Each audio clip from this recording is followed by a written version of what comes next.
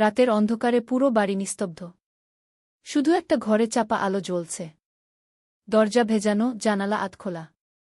ভেতরে দুই জোড়া চোখ অদ্ভুত উত্তেজনায় একে অপরের দিকে তাকিয়ে আছে। তাদের নিঃশ্বাস ভারী হয়ে উঠছে, কথা বললেও যেন শব্দ আটকে যাচ্ছে গলায়। এই সম্পর্ক তারা জানে নিষিদ্ধ। কিন্তু সেই নিষিদ্ধতাই যেন টেনে নিয়ে যাচ্ছে আরও গভীর এক ঘূর্ণাবর্তে। হৃদয়ের তীব্র ধকধক শব্দ বাইরে শোনা না গেলেও ভেতরে যেন বজ্রপাত হচ্ছে প্রতি মুহূর্তে। একটা ভুল পদক্ষেপ আর সবকিছু ফাঁস হয়ে যাবে। কিন্তু তবুও তারা থামতে পারছে না। কেউ একজন যদি এখনই দরজায় নক করে, সব শেষ। তবুও তারা কাছে আসছে, আরও কাছে। বিকেলের নরম আলোয় বারান্দার দোলনায় বসেছিল মাহিরা। চুলগুলো বাতাসে উড়ছিল, হাতে ধরা ছিল এক কাপ কফি। হঠাৎ পিছন থেকে তন্ময় এসে আস্তে করে তার কাঁধে হাত রাখল। মাহিরা চমকে উঠে ঘাড় ফিরিয়ে তাকাতেই ওদের চোখে চোখ আটকে গেল। তন্ময়ের চোখে স্পষ্ট ছিল মুগ্ধতা, আর মাহিরার চোখে লজ্জার আভা। এভাবে তাকিয়ে থাকো না, আমি লজ্জা পাই কি? মাহিরা ফিসফিস করে বলল। তন্ময় মুচকি হেসে আরও ঝুঁকে গেল। তোমার লজ্জাই তো আমাকে পাগল করে দেয়। এক মুহূর্তে তাদের মাঝে নীরবতা নেমে এলো। শুধু শোনা যাচ্ছিল দুজনের শ্বাসপ্রশ্বাস আর দূরে পাখির ডাক। তন্ময় ধীরে ধীরে মাহিরার হাত ধরে নিজের আঙুলের ফাঁকে জড়িয়ে নিল। মাহিরার গালে হালকা লাল আভা ছড়িয়ে পড়ল।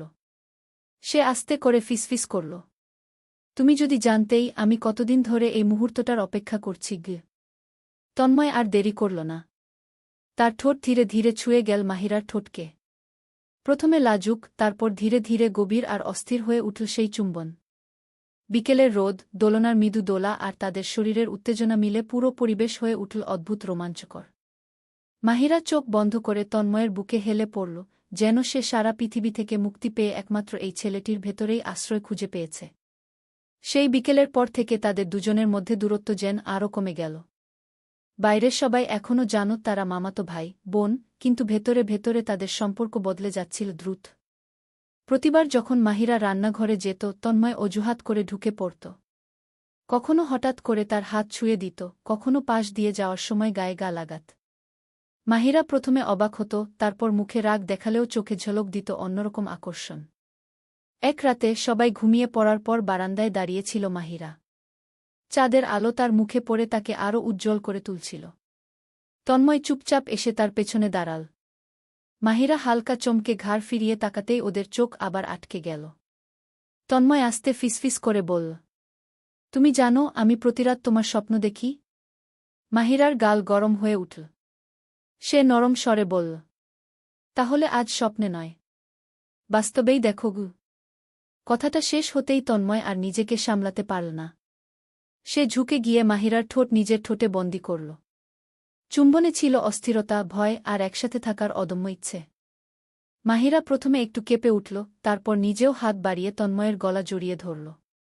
চাঁদের আলোয় তাদের ছায়া মিলেমিশে গেল, আর সেই মুহূর্তে তারা ভুলে গেল বাইরের পৃথিবী, সমাজ, নিয়ম, সবকিছু।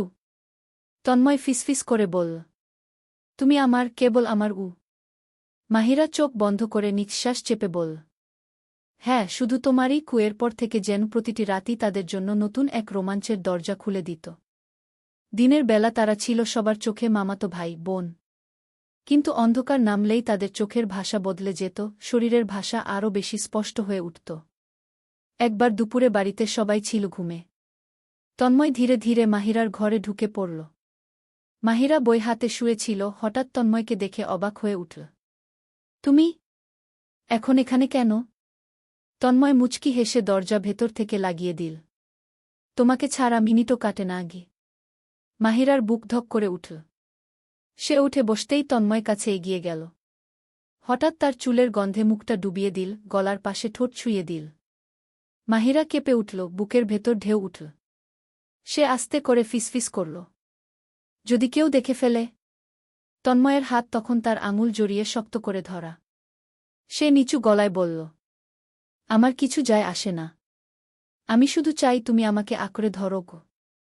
এই কথার সাথে সাথেই মাহিরা আর নিজেকে আটকে রাখতে পারল না। সে তন্ময়ের গলা জড়িয়ে ধরল, ঠোঁটে ঠোঁট মিলিয়ে দিল।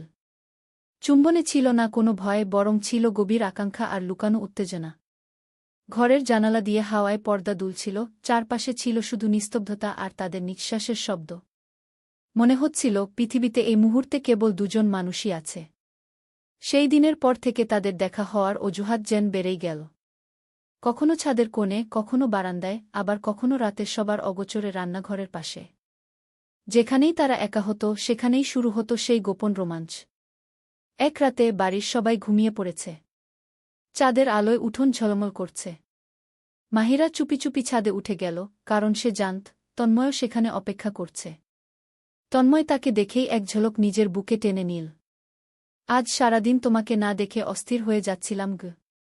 মাহিরা মৃদু হেসে বলল। তুমি না একেবারেই পাগল হয়ে গেছ গো। তন্ময় তার চোখের দিকে তাকিয়ে ফিসফিস করল। হ্যাঁ, তোমার জন্যই পাগল উ। কথা শেষ হওয়ার আগেই তার ঠোঁট মাহিরার ঠোঁটে চেপে ধরল। এইবার চুম্বনটা ছিল অস্থির, গভীর আর তীব্র উত্তেজনায় ভরা।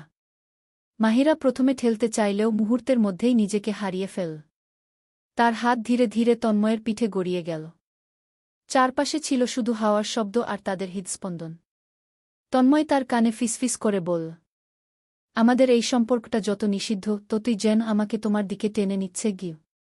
মাহিরার গা শিহরণ দিয়ে উঠল। সে চোখ বন্ধ করে নিঃশ্বাস আটকে বলল, আমি জানি এটা ভুল, কিন্তু আমি চাই তুমি আমাকে ছাড়ো না। কখনো না গে। তন্ময় শক্ত করে তাকে বুকে টেনে নিল।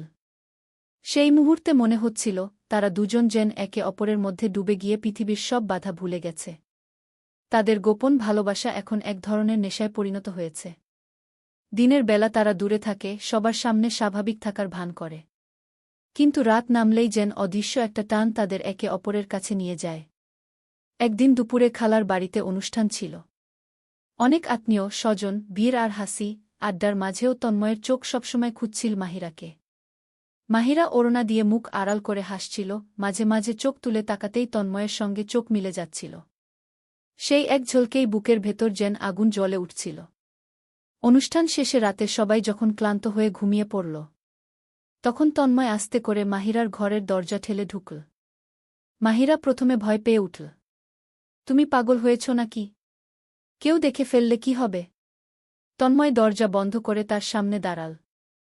চোখে চোখ রেখে বলল, আমি আর সহ্য করতে পারছি না। সারাদিন তোমার দিকে তাকিয়েছি কিন্তু ছুতে পারিনি। এখন যদি না পাই আমি পাগল হয়ে যাব গো। মাহিরার বুকের ভেতর কাঁপুনি ধরল। সে কিছু বলার আগেই তন্ময় তার হাত ধরে টেনে নিল বুকে। এক ঝলকে তাদের ঠোঁট মিল, চুম্বনে ছিল অদ্ভুত তীব্রতা। যেন এতদিনের দমিয়ে রাখা আকাঙ্ক্ষা একসাথে বিস্ফোরিত হয়ে উঠল। মাহিরা প্রথমে ঠেকাতে চাইল, তারপর চোখ বুজে নিজেকে হারিয়ে দিল। তার আঙুল ধীরে ধীরে তন্ময়ের কাঁধে শক্ত হয়ে চেপে ধরল। ঘরের ভেতর শুধু শোনা যাচ্ছিল তাদের অস্থির নিঃশ্বাস আর হৃদস্পন্দনের শব্দ। প্রতিটি স্পর্শে শরীরের ভেতর দিয়ে শিহরণ বয়ে যাচ্ছিল। মাহিরা ফিসফিস করে বলল, এভাবে চলতে থাকলে একদিন ধরা পড়ব উ। তন্ময় তার ঠোঁটে আঙুল চেপে দিল। চুপ। আমি শুধু চাই এই মুহূর্তটা থেমে যাক। তুমি আমার, শুধু আমার গু। মাহিরা চোখ বন্ধ করল। আর সেই রাতে তারা দুজনই একে অপরের ভেতর হারিয়ে গেল। যেখানে ভয় ছিল, তবুও তার চেয়ে অনেক বড় ছিল তাদের লুকানো ভালোবাসা আর অদম্য উত্তেজনা। পরের দিন থেকেই দুজনের ভেতর এক অদ্ভুত অস্থিরতা কাজ করতে লাগল। মাহিরা আয়নায় নিজের মুখের দিকে তাকালেই লজ্জায় লাল হয়ে যেত। গত রাতের প্রতিটি মুহূর্ত তার মনে ভেসে উঠত, তন্ময়ের ঠোঁট, তার শক্ত করে জড়িয়ে ধরা হাত, আর নিজের হারিয়ে যাওয়া। তন্ময়ও যেন অন্য এক মানুষ হয়ে উঠল। দিনের বেলা স্বাভাবিক থাকার চেষ্টা করত, কিন্তু যখনই মাহিরার চোখের দিকে তাকাত, তার বুকের ভেতর অদ্ভুত এক আগুন জ্বলে উঠত। এক বিকেলে বাড়ির সবাই বাইরে গিয়েছিল বাজারে। মাহিরা বারান্দায় দাঁড়িয়ে জামা শুকাচ্ছিল। তন্ময় নিঃশব্দে পিছন থেকে গিয়ে তার কোমরে হাত রাখল। মাহিরা চমকে উঠল। তুমি? ছেড়ে দাও, কেউ দেখে ফেলবে গুই। তন্ময় তার কানের পাশে ঠোঁট ছুঁয়ে বলল, আজ কাউকে দেখার সুযোগ দেব না। আজ তুমি শুধু আমার উ। এই কথার সাথে সাথে সে মাহিরাকে ঘুরিয়ে নিজের বুকে টেনে নিল। মাহিরার চোখ ভিজে উঠল, বুকের ভেতর ঢেউ খেলতে লাগল। সে কাঁপা গলায় বলল, তুমি জানো এটা কত বড় ঝুঁকি? তন্ময় দ্বিস্বরে বলল, হ্যাঁ, কিন্তু আমি সেই ঝুঁকি নিতেই চাই। তোমাকে ছাড়া আমি এক মুহূর্তও থাকতে পারব না আগে। মাহিরা আর কিছু বলল না, শুধু চোখ বুজে ঠোঁট বাড়িয়ে দিল। তন্ময় তার ঠোঁট বন্দি করল, চুম্বন এবার আরও দীর্ঘ, আরও গভীর, আরও উন্মত্ত। তাদের শরীরের দূরত্ব গলে গেল মুহূর্তেই। মাহিরার হাত তন্ময়ের গলায় শক্ত হয়ে চেপে ধরল। হাওয়ায় জামা দুলছিল, আর বারান্দার রোদ্দুর তাদের মিলনকে আরও উজ্জ্বল করে তুলছিল। হঠাৎ নিচের গেট খোলার শব্দ শোনা গেল। মাহিরা ভয়ে তন্ময়কে ঠেলে সরাল। ওরা ফিরে এসেছে। তন্ময় মুচকি হেসে বলল, আজ বেঁচে গেলে। কিন্তু একদিন আমরা আর থামব না গিয়ে। মাহিরার বুক দ্রুত উঠানামা করছিল। সে জানত তন্ময় সত্যিই ঠিক বলছে, এই আগুন একদিন সবকিছু গ্রাস করবেই। দিনগুলো যত যাচ্ছিল তন্ময় আর মাহিরার ভেতরের দূরত্ব তত কমছিল। তারা প্রতিদিন সুযোগ খুঁজত, আর সুযোগ পেলেই একে অপরকে আঁকড়ে ধরত। তাদের চোখে চোখ পড়লে চারপাশ যেন মিলিয়ে যেত। এক রাতে বাড়ির সবাই ঘুমিয়ে পড়েছে ভেবে মাহিরা বারান্দায় বসেছিল। হালকা চাঁদের আলোয় তার মুখটা অদ্ভুতভাবে উজ্জ্বল লাগছিল। তন্ময় নিঃশব্দে এসে তার পাশে দাঁড়াল। মাহিরা চমকে বলল, তুমি এই সময় এখানে? তন্ময় তার হাত ধরে ফিসফিস করে বলল, তুমি কি ভেবেছ আমি ঘুমাতে পারব? তোমাকে ছাড়া আমার চোখে ঘুম আসে না আগে। এই কথা শুনে মাহিরার বুক ধক করে উঠল। সে তন্ময়ের চোখের দিকে তাকাতেই কেঁপে উঠল। তন্ময় আর সময় নষ্ট করল না, সে মাহিরাকে নিজের বুকের সাথে শক্ত করে জড়িয়ে ধরল। মাহিরা প্রথমে বিরোধ করার চেষ্টা করল। না, প্লিজ, কেউ জেনে যাবে গু। কিন্তু তন্ময়ের ঠোঁট তার ঠোঁট ছুঁতেই সব প্রতিরোধ ভেঙে গেল।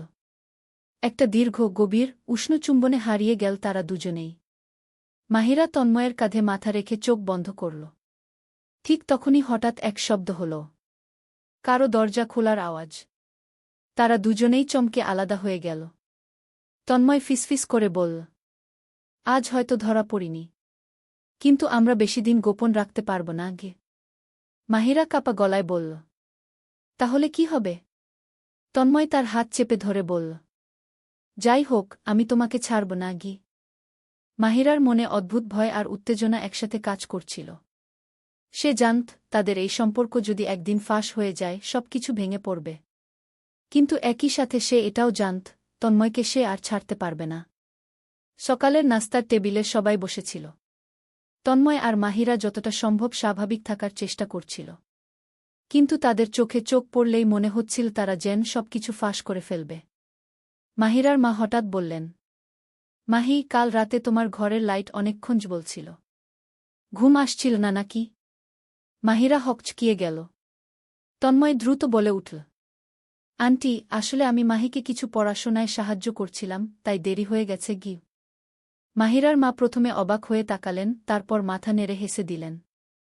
কিন্তু মাহিরার বুকের ভেতর তখনও কাঁপছিল। সে বুঝল এভাবে লুকিয়ে থাকা খুব ঝুঁকিপূর্ণ। সেদিন সন্ধ্যায় তন্ময় গোপনে মাহিরাকে বারান্দায় ডেকে নিল। আকাশ কালো হয়ে বৃষ্টি নামার অপেক্ষায় ছিল। হাওয়া কেমন অস্থির হয়ে বইছিল, আর ঠিক সেভাবেই তাদের ভেতরেও অস্থিরতা জমে উঠছিল। তন্ময় ধীরে বলল, মাহি, আর পারছি না।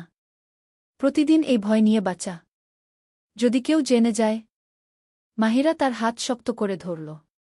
তবুও তুমি ছাড়া আমার এক মুহূর্ত কাটে না। ভয় পাচ্ছি, কিন্তু তোমাকে ছাড়া থাকাও তো অসম্ভব। ঠিক তখনই হঠাৎ ঝড়ের হাওয়া বইতে শুরু করল।